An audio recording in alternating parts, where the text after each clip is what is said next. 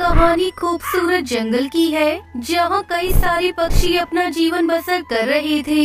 उसी जंगल में टुनटुनी नाम की गरीब चिड़िया जो अकेले ही टूटे फूटे घोंसले में अपना जीवन बसर कर रही थी। इन दिनों जंगल में बरसात का मौसम था।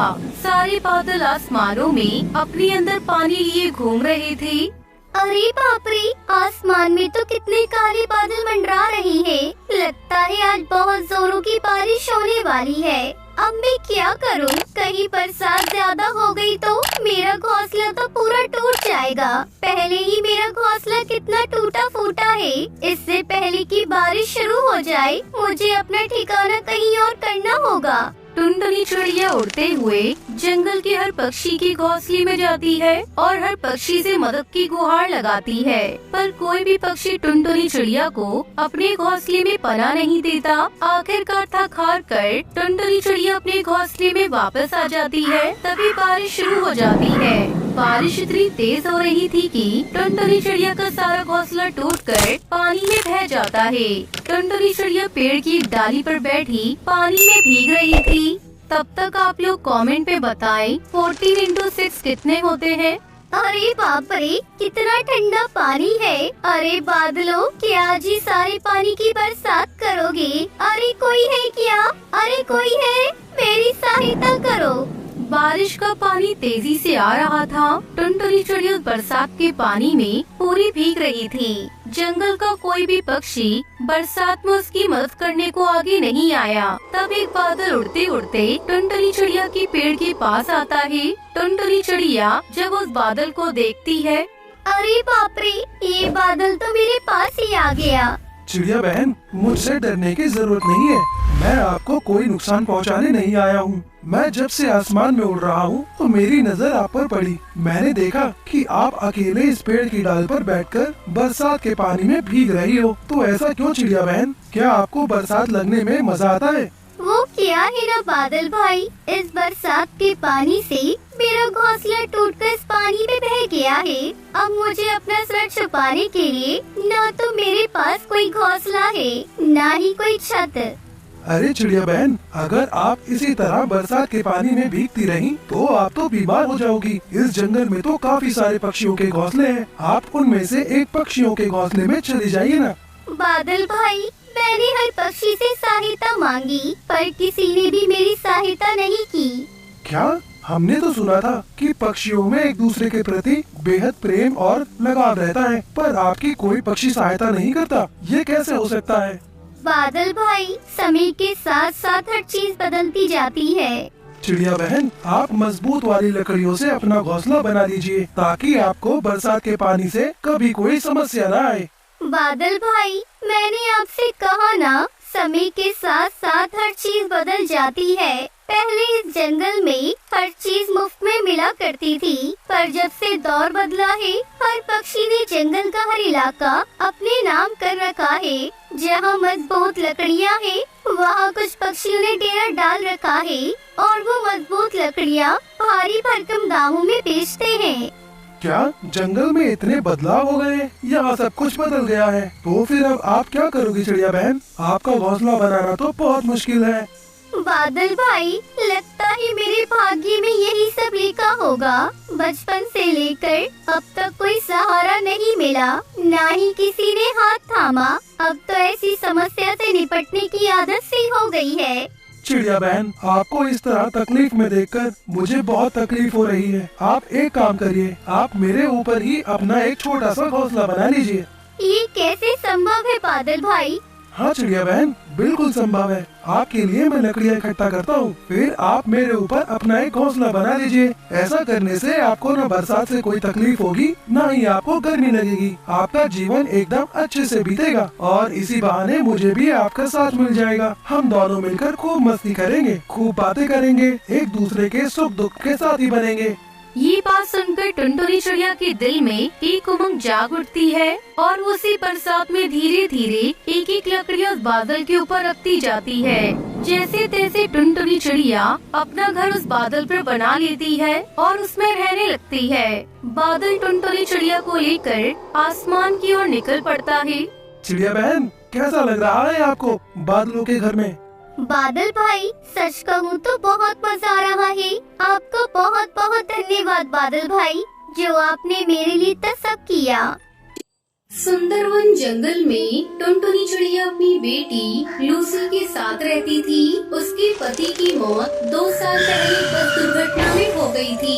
टुनटुनी चिड़िया बहुत ही गरीब थी। अपने पति की मौत के बाद वो घर चलाने के लिए मजदूरी करने लगी।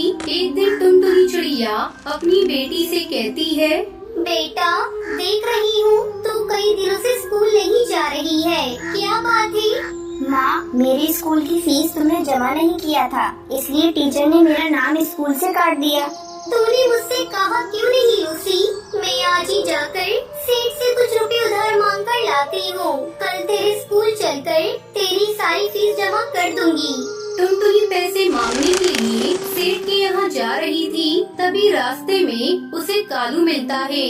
क्यों नहीं टुनटुनी, कहाँ जा रही है? कितनी बार तुझसे कहा है तू मुझसे शादी कर ले, पर तू मानती नहीं। तुझे पता है ना मैं तुझसे कितना प्यार करता हूँ, पर तूने मेरा प्यार ठुकरा कर उस कमबख्त बंटी से शादी कर ली। अब तो वो भी नहीं रहा, अब भी समय, तू मुझसे शादी कर ले। मैं तुझको रानी बना कर रखूंगा। रानी, मेरा इतना बड़ा घर है, बस एक घर वाली की कमी है।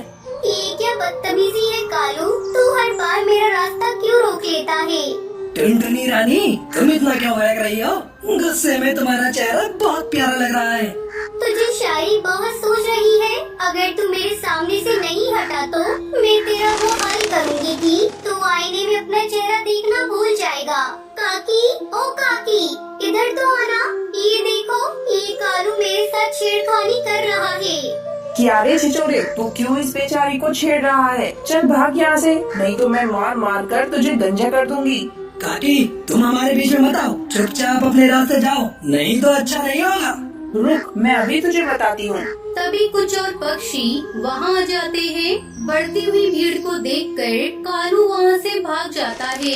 इस घटना से टुनटुनी बहुत चिंतित हो जाती है। किसी तरह अपने आप को संभाल कर वो कड़कनाथ सेठ के पास जाती है और उनसे कुछ रुपए उधार मांग कर ले आती है।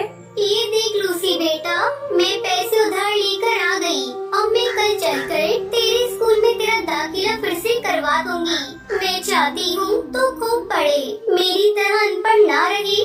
माँ, वो सब तो ठीक है, लेकिन तुम इतनी उदास क्यों दिखाई दे रही हो? सेठ ने कुछ कहा है क्या? नहीं बेटा, ऐसी कोई बात नहीं, तू ज्यादा मत सोच। अगले दिन टुनटुनी अपनी बेटी लूसी के साथ उसके स्कूल जाती है और उसकी सारी फीस जमा कर देती है।